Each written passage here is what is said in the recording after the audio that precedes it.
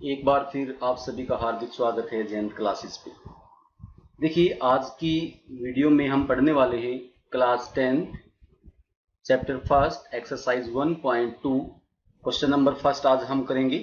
लेकिन question number 1 को समझने से पहले सबसे पहले आज हम समझ लेते हैं फंडामेंटल थ्योरम ऑफ अर्थमेटिक क्या है।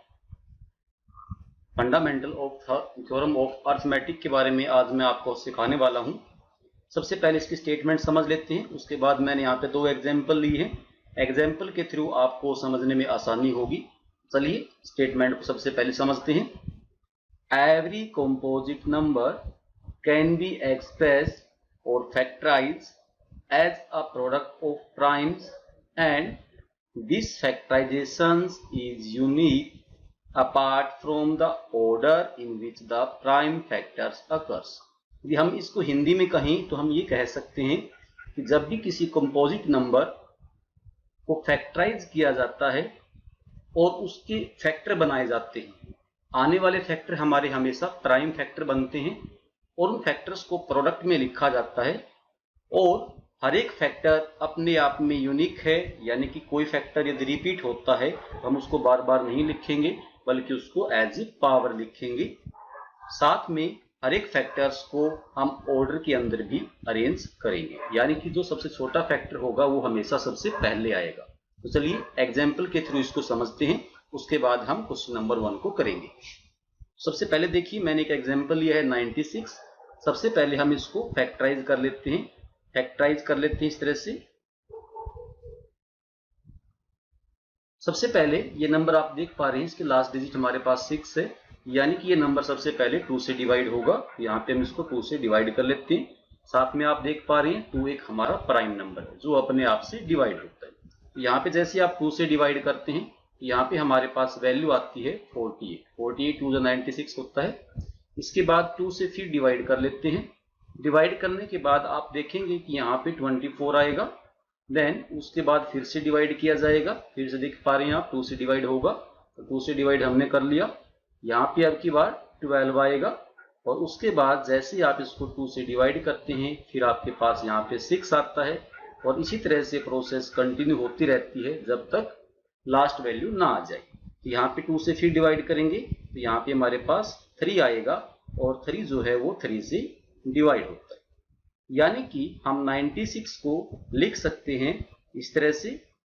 96 is equal to 2 multiply 2 multiply 2 multiply, यहाँ पे देखिए 2 कितने टाइम आया है, 1 2 3 4 5 टाइम। तो यहाँ पे हम इसको पहले 5 टाइम लिख लेते हैं। यहाँ पे हमने लिख लिया है और उसके बाद हम लिख लेते हैं इसको 3।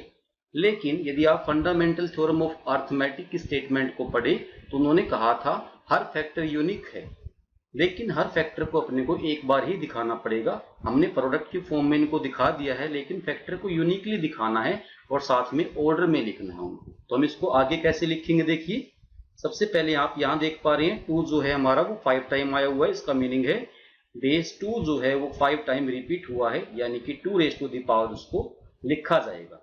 मल्टीप्लाई 3 हमारा 1 टाइम आता है, तो इसलिए उसको क्या लिखेंगे 3 रेज़ टू द पावर 1। और आप यहाँ क्या देख रहे हैं, ये हमारा फंडामेंटल थ्योरम ऑफ अर्थमेटिक के अकॉर्डिंग लिखा गया है। लेकिन 96 जो था एक कंपोजिट नंबर था। कंपोजिट नंबर क्या होता है, जो नंबर किसी न किसी से डिवाइड हो जाता है, यानी कि जिसके कम से कम 3 फैक्टर होते हैं उसको हम कंपोजिट नंबर कहते हैं। तो वो कंपोजिट नंबर यहाँ पे आप देख पा रहे हैं 2 रेज़ टू द पावर 5 में सेपरेट हो गया है और साथ में एक 3 का फैक्टर भी इसके पास है, यानी कि उसको हमने प्रोडक्ट में लिख दिया है और हर फैक्टर यूनिकली लिखा गया है ऑर्डर के अकॉर्डिंग। तो इस तरह से इस थ्योरम को हम बोलते हैं फंडामेंटल थ्योरम ऑफ अर्थमेटिक। चलिए आइए अभी करते हैं इसका सेकंड वाला एग्जांपल। इसी तरह से सेम करना आपको, उसको फैक्टराइज कर लेते हैं। पहले 2 से डिवाइड करेंगे, 60 पे चला जाएगा, यहाँ पे 60 आएगा हमारे पास नंबर। फिर से 2 से डिवाइड करते हैं तो हमारे पास यहाँ पे 30 आता है। देन इसके बाद यहाँ पे आप 2 से फिर डिवाइड करेंगे तो यहाँ पे आप इजीली देख पा रहे हैं 15 आ जाएगा और 3 से डिवाइड करते हैं तो आपके पास यहाँ पे 5 निकल के आता है। तो अब 5 से ही ये डिवाइड होगा और आपने जहाँ पे देखा यहाँ पे मैंने हर एक उस नंबर से डिवाइड किया है जो कि प्राइम है। अदरवाइज जैसे हम मान लें 60 हमारे पास एक नंबर है, आप यहाँ पे इसको डायरेक्टली 4 से डिवाइड कर सकते हैं, लेकिन 4 हमारा एक कंपोजिट नंबर है क्योंकि वो 1, 2 और 4 से डिवाइड होता है, यानी कि उसके 3 फैक्टर हैं। तो ऐसा आपको कभी नहीं करना। जब भी आप प्राइम फैक्टर अप्लाई करते हैं तो हमेशा यहाँ पे आने वाले जो नंबर्स होते हैं हमारे पास वो सारे के सारे प्राइम होने चाहिए। यदि कोई नंबर 4 से डिवाइड होता है तो आप उसको 4 से नहीं करेंगे, आप उसको बल्कि 2 टाइम 2 से करेंगे। तो इसको कहा जाता है प्राइम फैक्टर मेथड। तो आइए 120 को लिख लेते हैं। अभी 120 इज इक्वल टू हमारा कितने टाइम आया आप यहाँ पे देखेंगे 1, 2, 3 टाइम हमारा 2 है, तो इस तरह से लिख लेंगे। मल्टीप्लाई 3 1 टाइम है और 5 भी हमारा 1 टाइम है, तो इस तरह से लिख लेते हैं इसको भी। अब यहाँ देख रहे हैं हम हर एक फैक्टर ऑर्डर में लिखा गया है। सबसे पहले छोटा नंबर आता है, उसके बाद सबसे लास्ट में सबसे बड़ा नंबर आता है। लेकिन हम यहाँ देख पा रहे हैं 2 हमारा 3 टाइम आया हुआ है और अपने को थ्योरम के अकॉर्डिंग उसको यूनिकली लिखना है, मतलब उसको हम एक बार ही लिख सकते हैं। तो एक बार कैसे लिखेंगे आप इसको आप लिखेंगे 2 रेज टू द पावर 3, क्योंकि ये 3 टाइम रिपीट हुआ है और हमारा 3 जो है वो 1 टाइम रिपीट हुआ है और 5 देख पा रहे हैं वो भी हमारा 1 टाइम ही रिपीट हुआ। तो इस तरह से फंडामेंटल थ्योरम ऑफ अर्थमेटिक काम करती है। तो आइए अभी करते हैं क्वेश्चन नंबर 1। देखिए अभी हम कर रहे हैं क्वेश्चन नंबर 1। यहाँ पे यदि आप स्टेटमेंट को देखें तो product of its prime factor लिखा हुआ है। हर नंबर को आपको स्प्लिट करना है उसके प्राइम फैक्टर्स के अंदर और हर एक फैक्टर प्रोडक्ट के अंदर होना चाहिए, जैसे फंडामेंटल थ्योरम ऑफ अर्थमेटिक में हमने अभी पढ़ा है। तो सबसे पहले हम 140 को डिवाइड कर लेते हैं। किन किन नंबरों से डिवाइड होगा उसके लिए मैं आपकी अलग से वीडियो बनाऊंगा जिसमें हम डिविजिबिलिटी रूल को पढ़ेंगे। तो सबसे पहले इसको हम 2 से डिवाइड कर लेते हैं। यहाँ पे हमारे पास 70 आएगा। फिर इसको हम 2 से फिर डिवाइड करते हैं, यहाँ पे हमारे पास 35 आएगा। देन उसके बाद देखिए आप ये 2 से और 3 से डिवाइड नहीं होगा, अब की बार इसको 5 से डिवाइड करना पड़ेगा। तो हम यहाँ पे इसको 5 से डिवाइड करेंगे, यहाँ पे 7 आएगा और 7 अपने आप से डिवाइड होता है, इसलिए वो एक प्राइम नंबर है। तो इस तरह से आप इसके फैक्टर बना पाएंगे। इसके बाद अपने को लिखना है 140 is equal to 2 multiply 2 multiply 5 multiply 7। हर एक फैक्टर को हमने यहाँ पे लिख लिया है। उसके बाद इसको एज ए पावर में भी आपको लिखना पड़ता है, तो इसको किस तरह से लिखेंगे 2 raise to the power 2 multiply 5 multiply 7। इस तरह से आपके पास ये फर्स्ट आंसर निकल के आ जाता है। अभी करते हैं इसका सेकंड पार्ट, जिसमें हम 156 को सेपरेट करेंगे प्राइम फैक्टर्स के अंदर। तो अभी लिख लेते हैं 156 डिवाइड करते हैं, 2 से डिवाइड करेंगे, 2 7 जा 14 पे चला जाएगा, 1 बचेगा और 16 हो जाएगा। उसके बाद 8 पे चला जाएगा। इस तरह से अगेन फिर 2 से डिवाइड करेंगे तो 39 हमारे पास यहाँ से आएगा।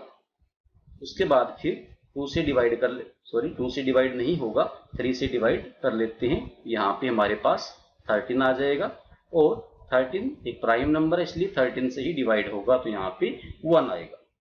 इसके बाद 156 से आने वाला हमारे पास आंसर बनेगा 2 मल्टीप्लाई 3 मल्टीप्लाई 13 और यहाँ पे 2 टाइम है तो इसलिए हम क्या लिखेंगे उसको एज ए पावर लिखेंगे 2 multiply 2 raise to the power 2 multiply 3 multiply 13। इस तरह से आपके पास यहाँ पे सेकंड आंसर बन जाता है। चलिए अभी कर लेते हैं इसका थर्ड वाला पार्ट। थर्ड वाले पार्ट के अंदर देखिए फैक्टर बना लेते हैं। इसके कौन कौन से फैक्टर बनेंगे 3825 यानी कि 3825 के फैक्टर बनाने हैं। तो सबसे पहले हम इसको देख लेते हैं, 2 से डिवाइड नहीं होगा क्योंकि लास्ट में 5 है। तो चलिए चेक कर लेते हैं 3 का रूल। 3 के रूल के अकॉर्डिंग सभी डिजिट्स को ऐड करना होता है, उसके बाद हम इसको डिवाइड करके चेक करते हैं कि 3 से डिवाइड होगा कि नहीं होगा। हमने यहाँ देखा 5 और 2 7, 7 और 3 10 और 8 18, सभी डिजिट्स का सम 18 बनता है, इसलिए ये 3 से डिवाइड हो जाएगा। तो हम इसको 3 से डिवाइड कर लेते हैं। 3 1 जा 3, उसके बाद 3 2 जा 6, तो 2 बचेगा 22 हो जाएगा।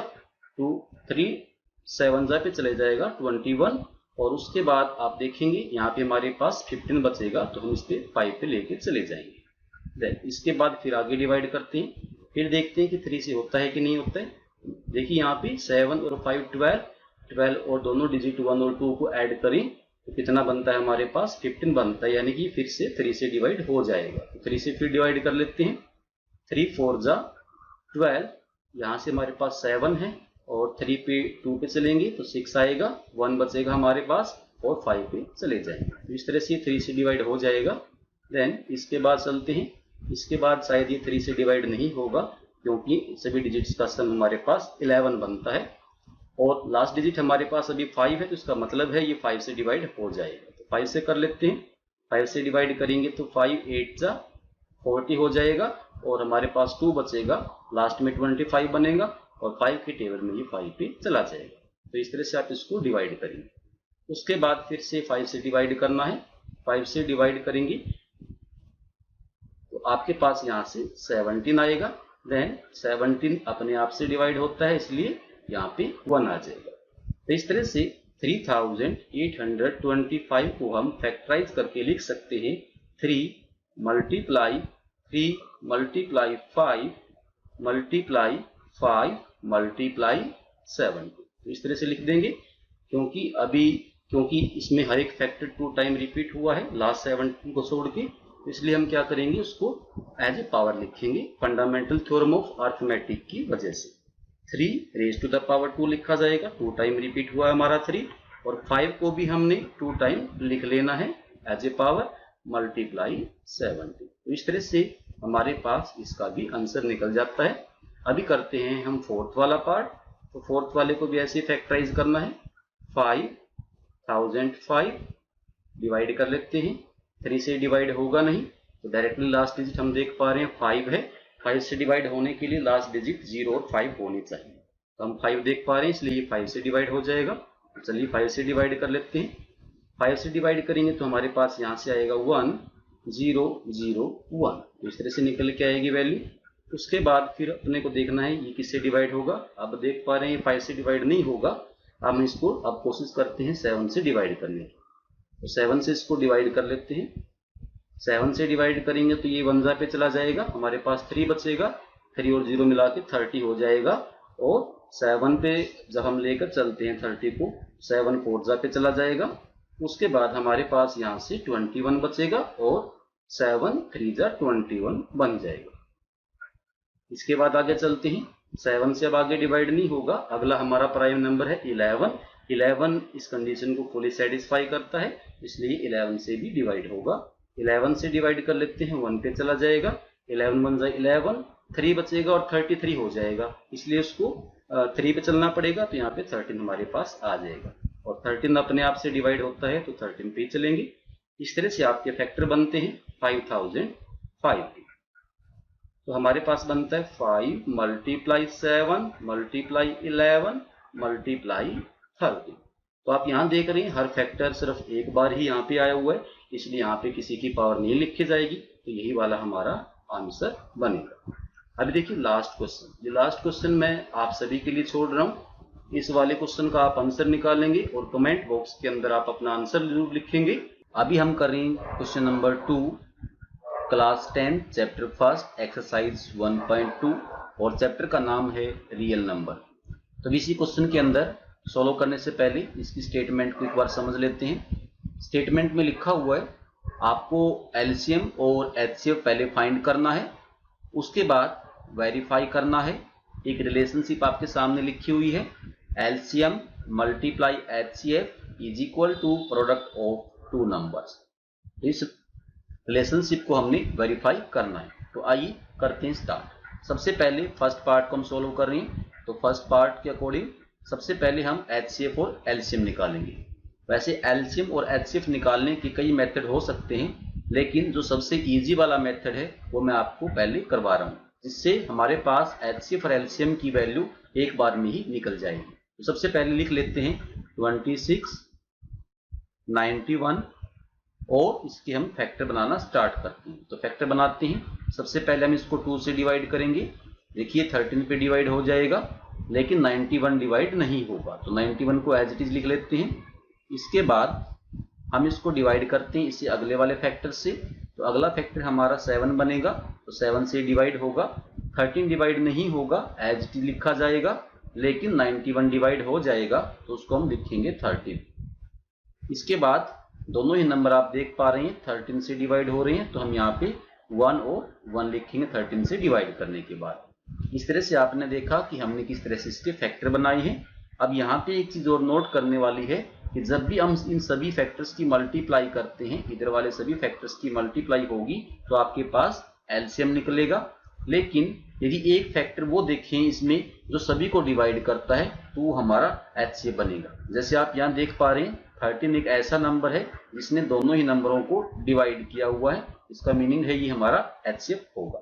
इसके अलावा कहीं पर भी और किसी नंबर ने दोनों नंबर को डिवाइड नहीं किया है। सो एचसीएफ ऑफ 26 एंड 91 इज 30।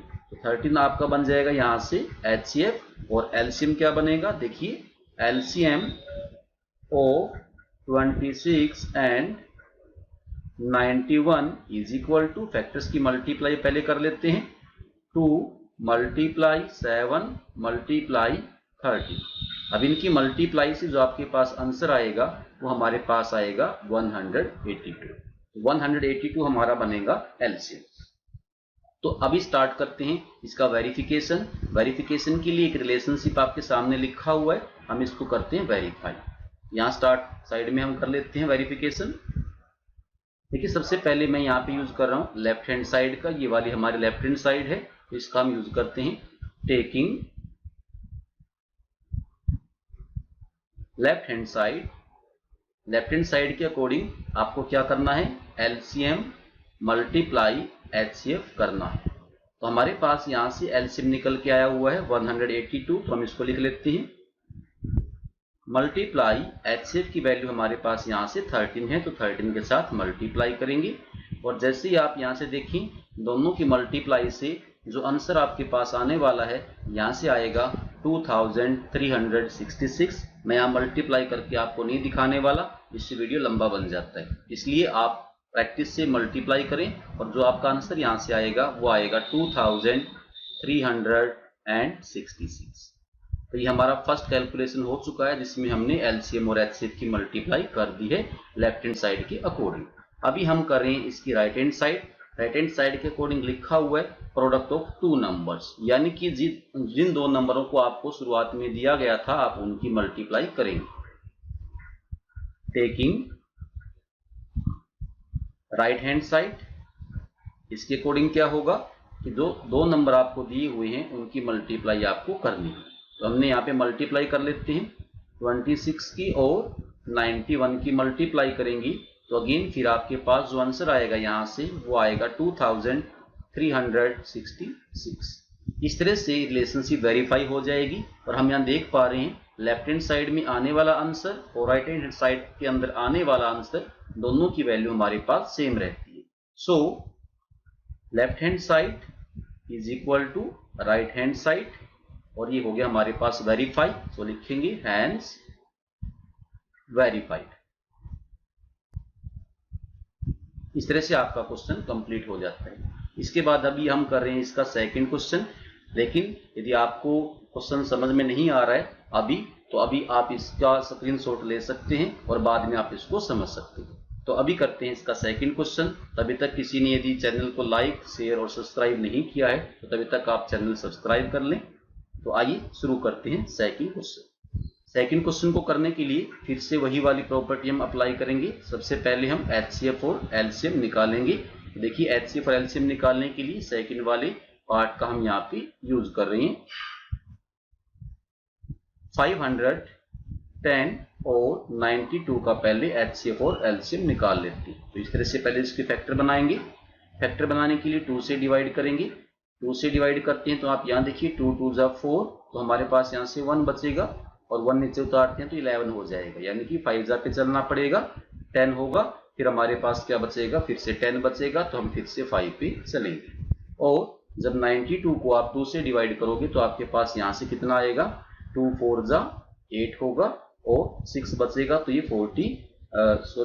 यहाँ पे आपके पास 46 आ जाएगा। अगेन फिर 2 से डिवाइड करते हैं। तो 2 से देखो पहले वाला नंबर डिवाइड नहीं होगा, हम इसको एज इट इज लिख लेते हैं 255।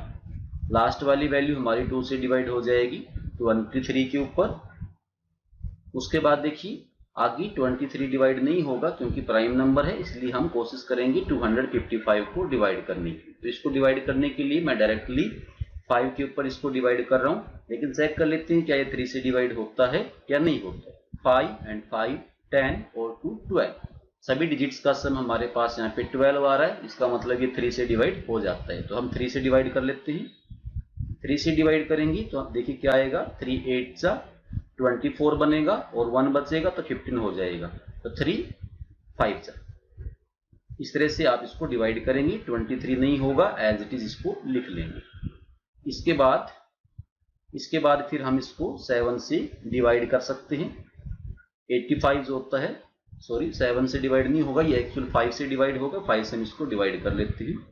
5 से डिवाइड करेंगे तो ये 17 के टेबल में आता है, तो 17 पे चला जाएगा और 23 एज इट इज लिखा जाएगा। इसके बाद दोनों ही नंबर ऐसे हैं जो प्राइम नंबर है तो किसी से डिवाइड नहीं होंगे, तो वो 17 से डिवाइड होगा। फर्स्ट 1 आएगा यहाँ पे और उसके बाद 23 आएगा और सेम उसके बाद 23 से डिवाइड कर देंगे। तो इसके बाद हमारे पास यहाँ से 1 और 1 बचेगा। तो इस तरह से हमने देखा कि इसके फैक्टर बन जाते हैं। अब उन नंबरों को चूज करना है जिन्होंने दोनों को डिवाइड किया। तो दोनों को डिवाइड करने वाले नंबर हमारे पास कौन कौन से, देखिए सबसे पहले जब मैंने 2 से डिवाइड किया था तो इसने दोनों नंबरों को डिवाइड किया, इसका मतलब हुआ कि ये हमारा एचसीएफ वाले पार्ट में काउंट होगा। इसके बाद कोई एक ऐसा नंबर नहीं है जिन्होंने दोनों को डिवाइड किया, ठीक है ना। तो इसके बाद हम क्या करते हैं, इसका एलसीएम निकालते हैं। तो एलसीएम निकालने के लिए इन सभी नंबरों का मल्टीप्लाई करेंगे जितने भी आपने प्राइम फैक्टर बनाए हैं और 2 अकेला हमारा एचसीएफ बन जाएगा। सो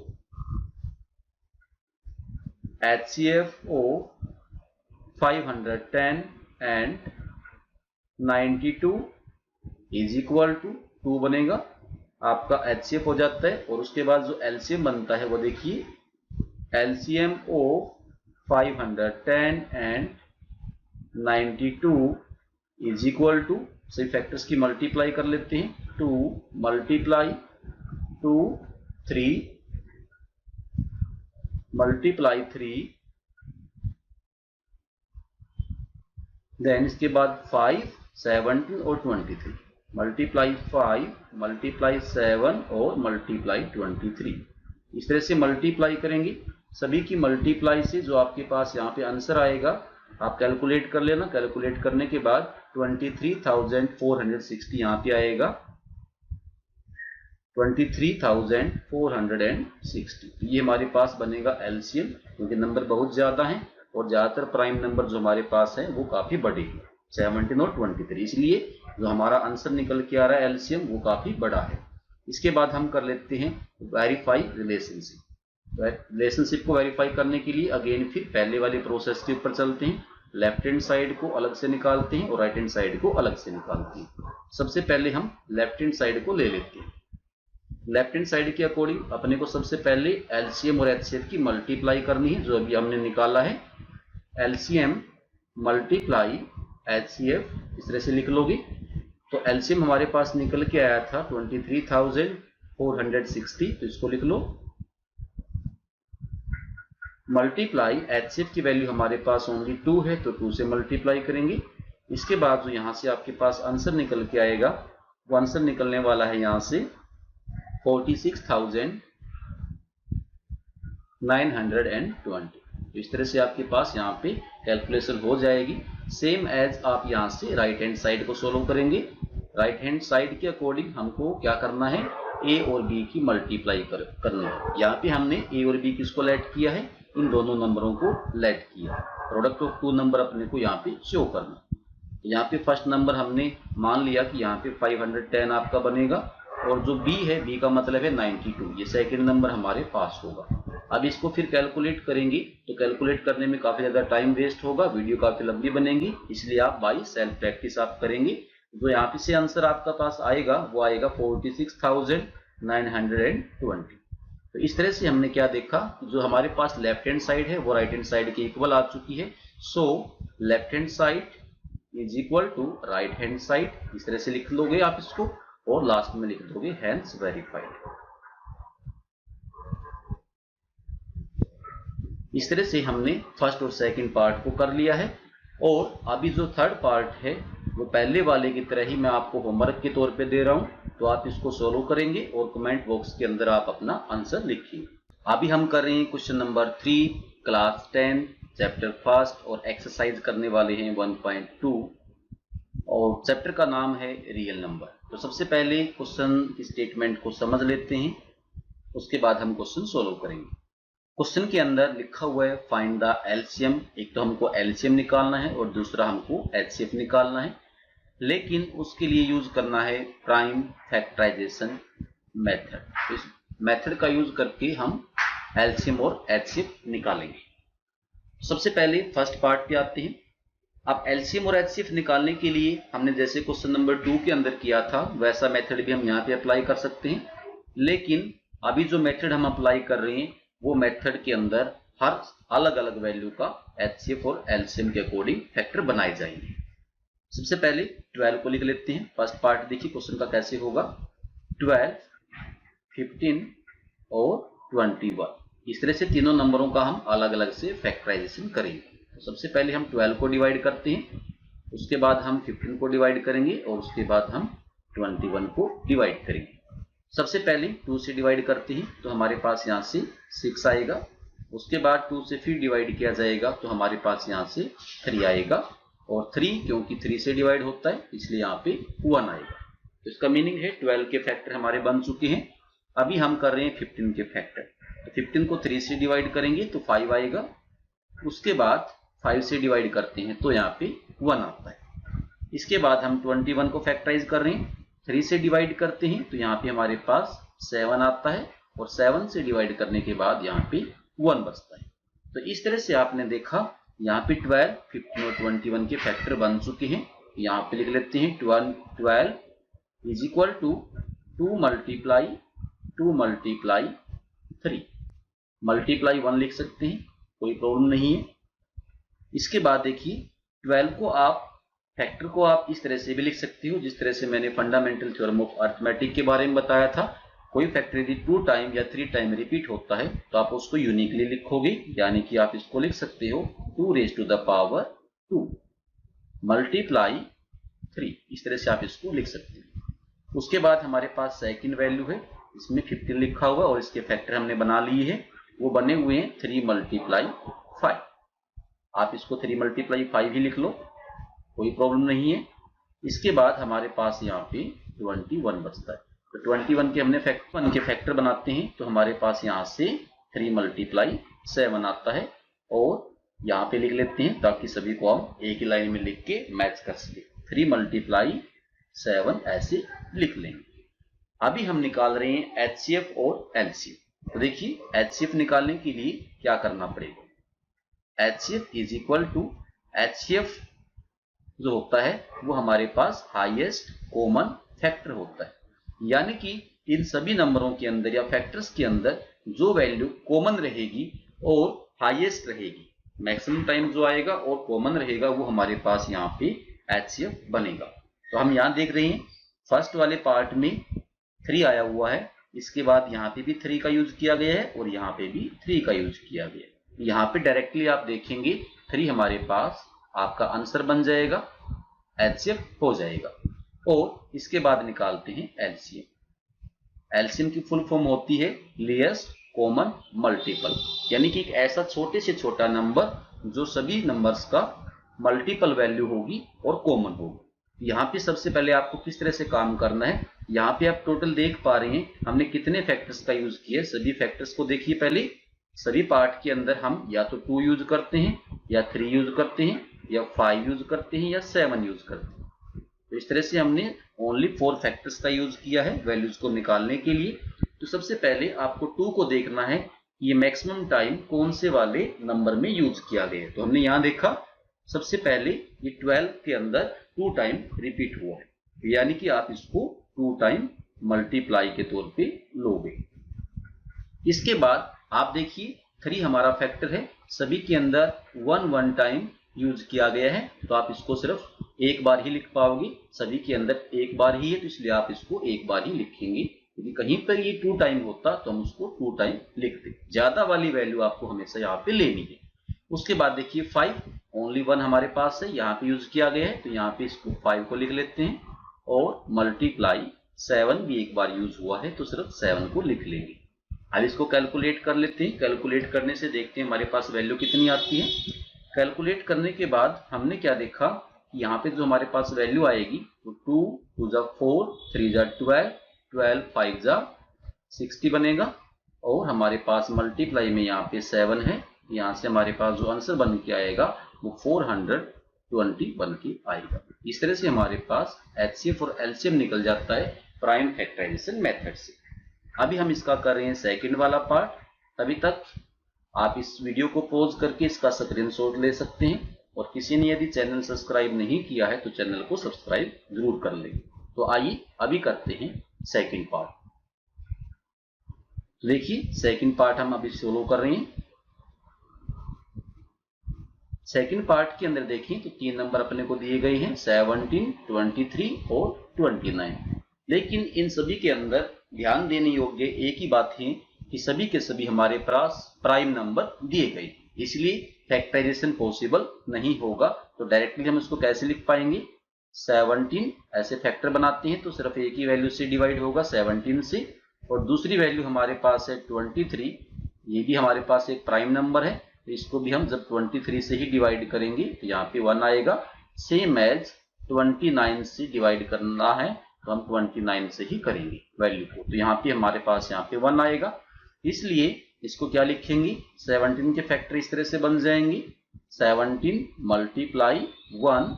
उसके बाद 23 के फैक्टर बनाएंगे तो 23 के फैक्टर जो बनेंगे प्राइम फैक्टर वो बनेंगे 23 मल्टीप्लाई 1। और 29 को फैक्टराइज करना है तो उसको लिखा जाएगा 29 मल्टीप्लाई 1। अभी हम निकाल रहे हैं एचसीएफ। एचसीएफ निकालने के लिए हमेशा हम कॉमन वैल्यू को देखते हैं, कौन सी वैल्यू इन तीनों फैक्टर्स के अंदर कॉमन यूज की गई है। तो हमने यहाँ से क्या देखा कि जो लास्ट वाली वैल्यू है 1 वो हमारे पास कॉमन है और 1 के अलावा इसके अंदर कुछ भी कॉमन नहीं है। तो एक बात मैं पहले भी आपको बता चुका हूं कि जब भी हम कोई नंबर्स का एचसीएफ निकालते हैं और हमारा एचसीएफ 1 निकल जाता है तो उस तरह के नंबर को हम कहते हैं को-प्राइम नंबर्स। यहाँ पे देखिए आपका आंसर निकल चुका है और कॉमन वैल्यू हमारे पास 1 है, तो इसलिए हमारे पास 1 एचसीएफ रहेगा, ये हमारा आंसर बनेगा। उसके बाद एलसीएम निकालना है। तो जैसे मैंने पहले बताया था आपको, यहाँ पे सबसे पहले आप टोटल फैक्टर चेक करेंगे कौन कौन से फैक्टर हमारे निकले हुए हैं, प्राइम नंबर कौन से हमारे पास आए हुए हैं। तो हमने देखा कि पहले वाले में 17 आया हुआ है, उसके बाद 23 और 29, इस तरह से 3 नंबर हमारे पास आए हुए हैं। अब अपने को ये चेक करना है कि कौन से वाले पार्ट के अंदर कोई नंबर सबसे ज्यादा बार यूज किया गया है। तो हमने क्या देखा कि सभी के अंदर ये सब एक एक बार ही यूज किए गए हैं, इसलिए सभी को एक एक बार ही लिखा जाएगा। इस तरह से 17 मल्टीप्लाई 23 मल्टीप्लाई 29, इस तरह से हम इसको लिख लेंगे। और तीनों ही नंबर्स की अभी मल्टीप्लाई कर लेते हैं। मल्टीप्लाई करने में थोड़ा सा टाइम लगेगा, वीडियो काफी लंबी बनेगी, इससे अच्छा है आप सेल्फ प्रैक्टिस से करें। और जो यहाँ से हमारे पास आंसर निकल के आएगा वो है 11,339। तो इस तरह से आपके पास आंसर निकल के आ जाता है 11,339। तो ये हमारे पास यहाँ से आंसर बनेगा। अभी तीसरा पार्ट पहले की तरह, जैसे मैंने पहले वाले क्वेश्चंस में आपको होमवर्क के तौर पे दिया था, तो आप इसको होमवर्क के तौर पे समझें और अपना आंसर निकालें। कमेंट बॉक्स के अंदर अपना आंसर जरूर दें। वीडियो अच्छी लगे तो लाइक शेयर और सब्सक्राइब करना न भूलें। एक्सरसाइज 1.2 का क्वेश्चन नंबर 4 और चैप्टर का नाम है रियल नंबर। तो देखिए क्वेश्चन सोल्व करने से पहले एक बार स्टेटमेंट हम समझ लेते हैं, उसके बाद हम क्वेश्चन का सॉल्यूशन करेंगे।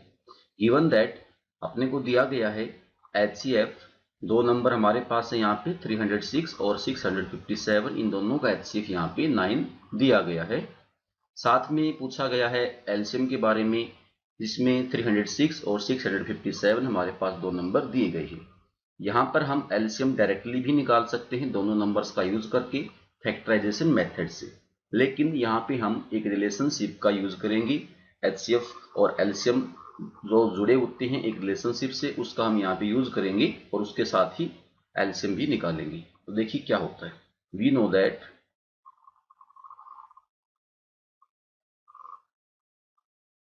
अपने को पता है कि जो हमारा HCF होता है और LCM होता है, उन दोनों के बीच में एक रिलेशनशिप होती है कि जब दोनों नंबरों की मल्टीप्लाई की जाती है HCF और LCM की, तो ये हमेशा ही प्रोडक्ट ऑफ टू नंबर्स के इक्वल आती है।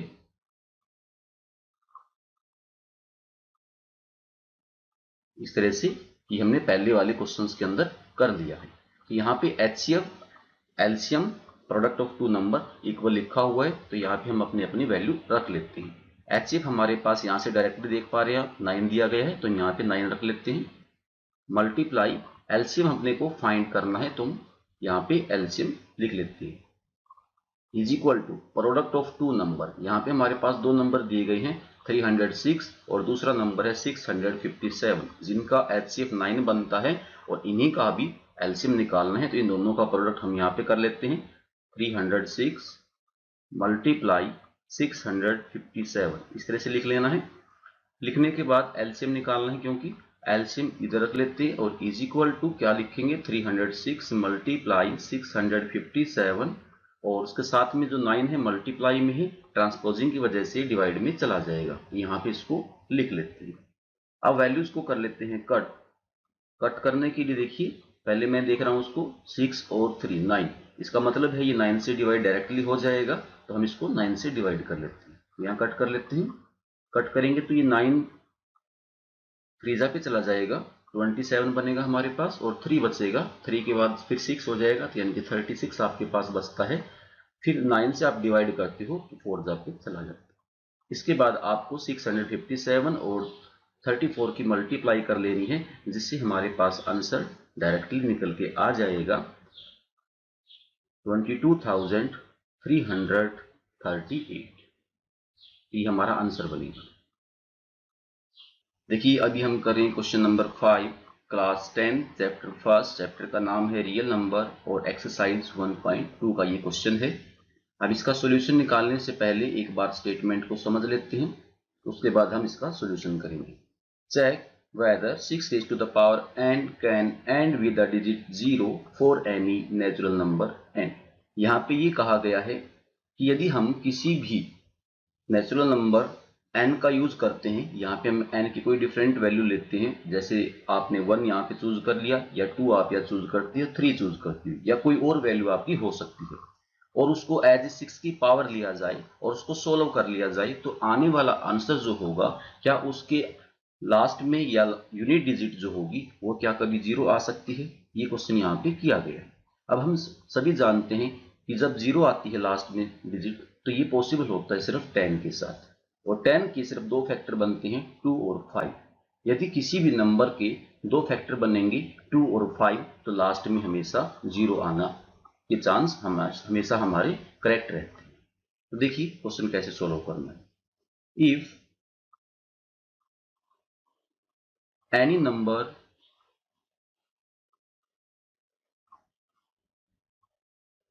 and with the digit 0, it should be divisible by 10।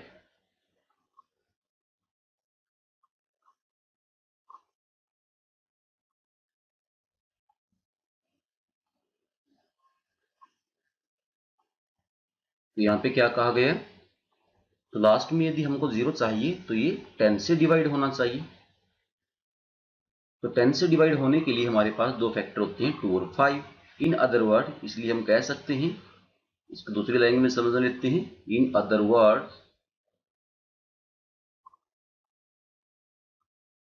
it will also be divisible by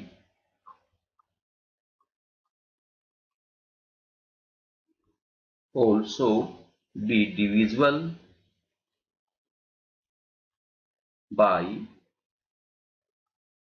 2 and 5। क्यों? क्योंकि हमारे पास 10 के फैक्टर बनते हैं 2 मल्टीप्लाई 5। इस तरह से आप इसको लिख सकते हो। और अभी हम कर रहे हैं 6 जो हमारा यहाँ पे बेस दिया गया है 6, इसकी भी हम प्राइम फैक्टर बनाएंगे।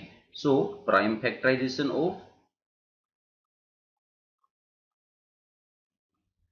Factor of 6 raise to the power n is equal to, इसको ऐसे लिखा जा सकता है 2 multiply 3 raise to the power n।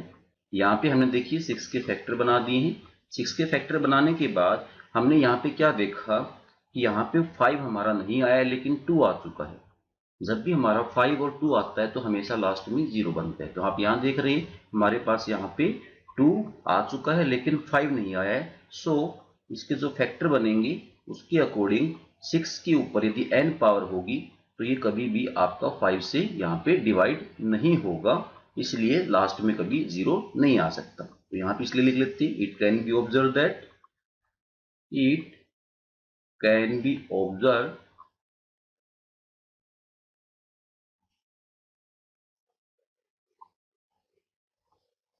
that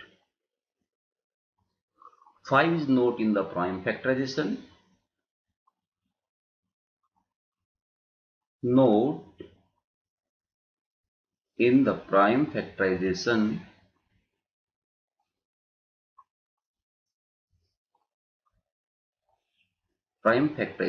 of 6 raised to the power n. Hence, for any value of n की किसी भी वैल्यू के लिए 6 के ऊपर यदि n पावर हमारी है, it will not be divisible by 5.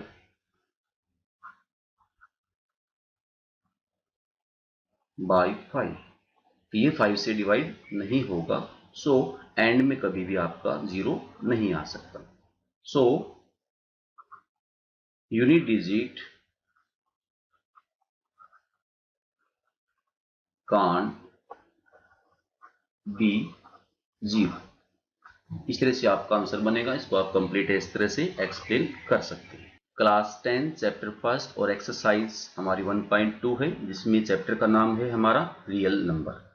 Solution निकालने से पहले हम पहले क्वेश्चन को समझ लेते हैं, उसके बाद सॉल्यूशन निकालेंगे।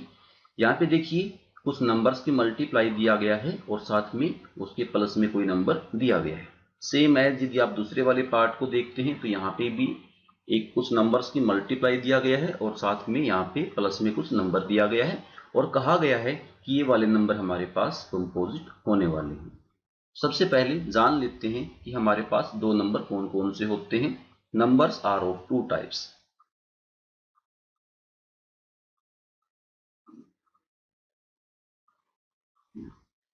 हमारे पास दो तरह के नंबर बनते हैं। एक हमारे पास होता है प्राइम नंबर और दूसरे वाला कंपोजिट नंबर, और दूसरा हमारे पास कंपोजिट नंबर होता है।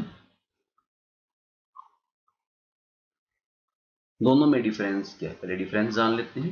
देखिए प्राइम नंबर जो होते हैं वो अपने आप से डिवाइड होते हैं, इसलिए उनके दो फैक्टर रहते हैं, 1 and itself.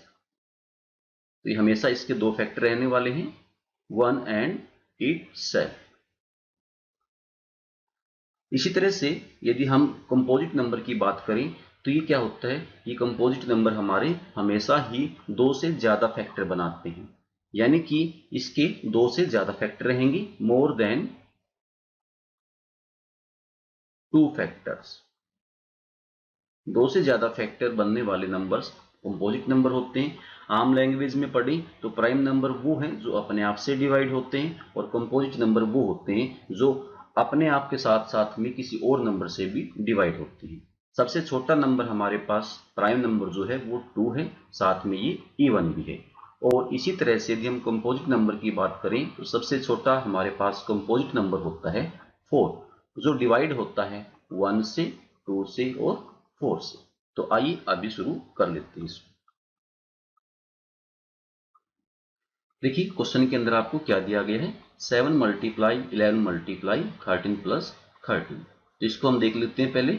7 multiply 11 multiply 13 plus 13, इसको अपने को दिखाना है कंपोजिट नंबर। इसका मतलब है हम इस कंप्लीट क्वेश्चन को जब सोल्व करते हैं तो यहाँ पे अपने को 2 से ज्यादा फैक्टर दिखानी है।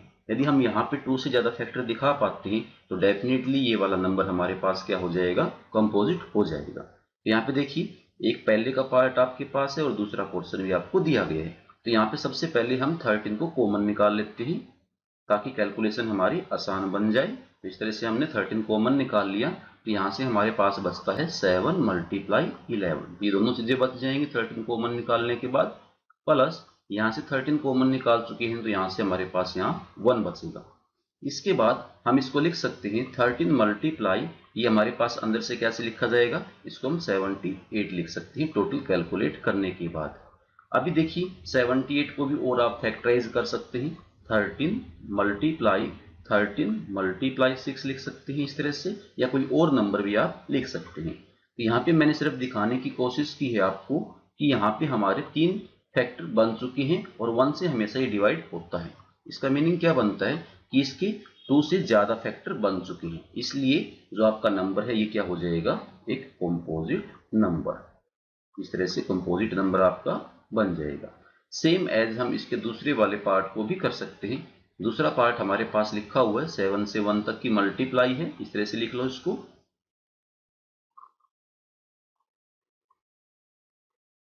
इस तरह से हमने लिख लिया और +5 हमारा पीछे लिखा हुआ है। तो ये वाला पार्ट अलग है और ये सारा पोर्शन हमारा अलग है। तो दोनों में देखिए 5 हम कॉमन निकाल सकते हैं, तो 5 को हमने कॉमन निकाल लिया यहाँ पे। तो हमारे पास क्या बचेगा, 6 मल्टीप्लाई 1, 7 बचा हुआ था हमारे पास। उसके बाद 4 मल्टीप्लाई 3 मल्टीप्लाई 2 मल्टीप्लाई 1, प्लस में यहाँ पे हमारे पास 1 बचेगा जब हम कॉमन निकालते हैं। तो देखिए उसके बाद कैलकुलेशन करते हैं तो क्या होता है, उसके बाद यदि आप इस अंदर वाले सारे पोर्शंस की मल्टीप्लाई करते हैं और +1 करते हैं तो हमारे पास यहाँ से वैल्यू जो आने वाली है 5 हमारा पहले वाली वैल्यू है, और जब मल्टीप्लाई करेंगे तो यहाँ पे आने वाला है 1009। आप 1009 अपने आप में एक प्राइम नंबर है, इसके फैक्टर नहीं बनाए जा सकते, लेकिन ऑलरेडी हम यहाँ देख रहे हैं यहाँ पे 2 फैक्टर बन चुके हैं, यानी कि जो नंबर ये कंप्लीट रहा होगा, कोई ना कोई इसकी वैल्यू रही होगी, तो वो हमारा कम से कम 2 फैक्टर में स्प्लिट हो गया, और तीसरा फैक्टर जो बनता है वो हमेशा 1 रहता है। इसका मतलब है इसकी भी 2 से ज्यादा फैक्टर बन चुके हैं, इसलिए ये वाला नंबर भी हमारा क्या हो जाएगा, कंपोजिट नंबर। देखिए अभी हम कर रहे हैं question number 7 class 10 chapter first exercise 1.2 और चैप्टर का नाम है रियल नंबर। सॉल्यूशन निकालने से पहले स्टेटमेंट समझ लेते हैं, उसके बाद सॉल्यूशन निकालेंगे। There is a circular path around a sports field. Sonia takes 18 minutes to drive 1 round of the field, while Ravi takes 12 minutes for the same. Suppose they both start at the same point and at the same time and go in the same direction. After how many minutes will they meet again at the starting point? सबसे पहले एक shape के according इसको समझते हैं, उसके बाद इसका हम आंसर निकालेंगे। मान लेते हैं अपने को एक सर्कुलर पाथ दिया गया है जो एक स्पोर्ट्स फील्ड के अराउंड बनाया गया है। तो इस तरह से मान लेते हैं कि कोई सर्कुलर पाथ है आपका, इसमें यहां पे मान लेते हैं स्टार्टिंग पॉइंट, ये हमारा स्टार्टिंग पॉइंट है। यहां से 2 बच्चे, एक सोनिया और एक रवि, दौड़ना स्टार्ट करते हैं। सोनिया एक पूरा चक्कर लगाने के लिए 18 मिनट का टाइम लेती है, जबकि रवि उसी ट्रैक का चक्कर लगाने के लिए 12 मिनट का टाइम लेता है, 12 मिनट्स का वो टाइम लेते हैं। तो मान लेते हैं यहां से सोनिया ने दौड़ना स्टार्ट किया, फर्स्ट रन हमारी सोनिया की है जो कि 18 मिनट का टाइम लेती है, और वो इस तरह से दौड़ना स्टार्ट कर देती है। उसके बाद यहीं से रवि भी दौड़ना स्टार्ट करता है और 12 मिनट्स का टाइम लेता है। तो एक स्टेज ऐसी भी आएगी जब ये राउंड लगाते लगाते इसी पॉइंट पर वापस मिलेंगे। तो ये ऐसा कितने मिनट के बाद होगा, ये क्वेश्चन में पूछा गया है। तो देखिए जब भी कभी ऐसा क्वेश्चन आता है कि कोई चीज वापस कब होगी, तो उस केस में हमें हमेशा यहाँ पे एलसीएम निकालना पड़ता है। चलो एलसीएम निकाल लेते हैं। LCM of 12 and 18। तो एलसीएम निकालने के लिए आप किसी भी मेथड पे जा सकते हैं, प्राइम फैक्टर मेथड बना सकते हैं या दोनों को एक बार में ही निकाल सकते हैं। तो यहाँ पर हम दोनों वैल्यूज का एलसीएम एक बार में ही निकाल लेते हैं। तो सबसे पहले 12 और 18 को ले लेते हैं। इस तरह से एलसीएम निकालेंगे एक बार में ही। 2 से डिवाइड करेंगे तो यहाँ पे 6 आ जाएगा और 2 से डिवाइड करने के बाद यहाँ पे 9 हमको दिखाई देगा। उसके बाद 2 से फिर डिवाइड कर लेते हैं। उसके बाद हमारे पास यहाँ से 3 आएगा और यहाँ से 9 डिवाइड नहीं होगा तो एज इट इज रहेगा। अगेन दोनों नंबर हमारे 3 से डिवाइड हो जाते हैं, तो 3 से ये 1 पे डिवाइड होगा और 3 से ये 3 पे डिवाइड हो जाएगा। फिर से इसको 3 से डिवाइड कर लेते हैं, 1 नहीं होगा लेकिन 3 हो जाएगा। तो इस तरह से हमने यहाँ पे एलसीएम निकाल लिया है। एलसीएम जो बनेगा वो इन सभी नंबर्स की मल्टीप्लाई से बनेगा। 2 मल्टीप्लाई 2 मल्टीप्लाई 3 मल्टीप्लाई 3 और यहाँ से आने वाला आंसर क्या होगा? 2 2 जा 4, 4 9 जा 36। 36 मिनट हमारे पास आंसर निकल के आ जाएगा। इसलिए हम कह सकते हैं वो दोनों बच्चे दोबारा कब मिलेंगे? वो 36 मिनट के ऊपर आने के बाद वापस मिलेंगे। यानी कि उस टाइम पे सोनिया अपने 2 चक्कर लगा चुकी होगी और रवि अपने 3 चक्कर लगा चुका होगा। क्यों? क्योंकि 18 मल्टीप्लाई 2 करते हैं तो 36 हमारे पास आता है और 12 मल्टीप्लाई 3 करते हैं तो भी हमारे पास 36 आता है। तो मीनिंग ये निकलता है कि सोनिया ने 2 चक्कर लगाए और रवि ने हमारे पास यहाँ से देखें तो 3 चक्कर लगाए, लेकिन जब 36 मिनट पूरे हो जाएंगे तो वापस वो उसी स्टार्टिंग पॉइंट पे मिलेंगे। आशा करता हूँ आप सभी को ये वीडियो अच्छा लगा होगा। यदि आपको वीडियो अच्छा लगता है तो आप इसको लाइक, शेयर और चैनल पर नए हैं सब्सक्राइब करना न भूलें। तो फिर मिलते हैं एक और नई वीडियो के साथ।